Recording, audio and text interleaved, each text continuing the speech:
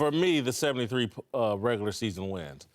Listen, the Trailblazers, Utah didn't put up much resistance in the first 2 rounds of the playoffs. San Antonio started to put up resistance, and then Zaza broke Kawhi Leonard's ankle. And so that got them to 12-0.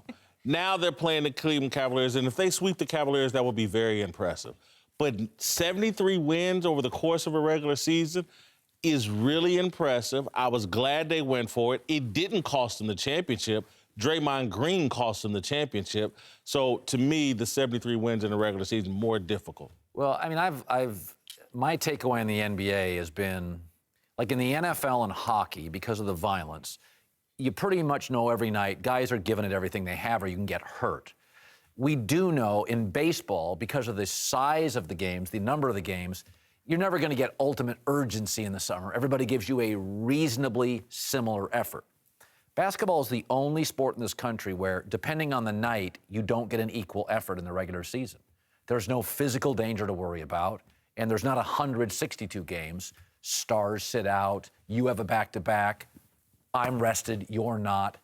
The regular season, to me, because so many teams are allowed in the playoffs, I've never understood why anybody takes anything from it. I've always said this. How do I know that's the best Bulls team? Because of the record? Could they have been better the following year, but somebody got an ankle twisted and they missed games? Like the record means that's the best. Houston Rockets. So you're on 16-0. Oh, to go undefeated against playoff caliber teams. Nobody goes into a playoff game and a star never sits. Everybody's equally rested. Regular season stuff, these guys sit out games. It's a grind. The regular season's a grind, and I respect them taking that journey. It's a marathon. Especially in a year where we've talked more and more about how the regular season isn't being taken seriously and guys are taking games off and resting. I applaud the Warriors for taking it seriously and getting as many wins as they did, especially when they were one of the 2 teams to play the furthest into the summer. So they didn't have as much time to recover. So they actually had tougher competition during the year than they have really in the playoffs. As you said, that the Spurs were really the only competition that they had seen until they got to the Cavs, and Kawhi and Tony Parker weren't even there. I'm going 16-0 because that means you finished the job that you started at the beginning of your season. Going 73-9 and not finishing it off really doesn't mean anything. You finished in second place. You have the best regular season record, but you didn't have the best postseason record. And going 16-0, that'll be the first time anybody has ever did that. And as far as single season, know 73 was the first time anybody ever did that too. Yeah, but I mean, but they won the championship though. And then at the end of the day, when you look at regular season wins, the Warriors have 73, the Patriots won 16. Cubs and Mariners win 116, and the Red Wings win 62, and none of them won a championship. So regular season, I want to win a championship. I could go, I have under a 500. Say if I sneak in as an A seed and win a championship, that's all I'm playing for. I'm not playing for no regular season accolades. I'm playing for championships, and that's it. Think about how hard it is to sweep a team in the NBA. Now, we consider Michael Jordan's Bulls the best team ever. If I said to everybody... No, you do, but go ahead. Well, I mean, a lot of people do. So Jordan's team... Okay, and I said, okay, list your top 10 teams ever. And I gave you all a day to go back and look at records. None of you would have the Utah Jazz in the top 10. None of you. Nope. Most of you wouldn't have them in the top 20. But the Jazz beat them twice in both finals.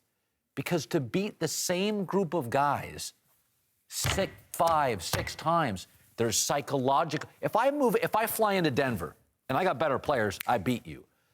If I have to play you 6, 7 times in a 2-week stretch, and I just blew you out the night before, emotionally I don't bring the same thing. It's hard to sweep. You're making a fair point. You're making a fair point. But again, to me, it's the difference between, and again, Usain Bolt won the 100-meter dash, and that's what we're all into is the playoffs. But he's no more impressive than the marathon guy that won the 26-mile race. He's no more impressive. And for me, as someone who has run 100 meters, it's easier to run 100 meters than it is to run 26 miles. And to have the discipline, the will, the courage to even take on that challenge and to accomplish it when you could take a night off because you know it doesn't matter, and they didn't. Very impressive. Given how little resistance they got in the Western Conference playoffs, again, if they had faced some stronger competition or even San Antonio at full strength, I would be right there with you. I'm adding that variable to say, Not as impressive. If you don't win it, it doesn't mean anything, man. And 16-0 is super impressive. Sweeping 4 teams, that's crazy. That's never been done. And to win a championship and against Gotcha. LeBron James, it'll be fantastic.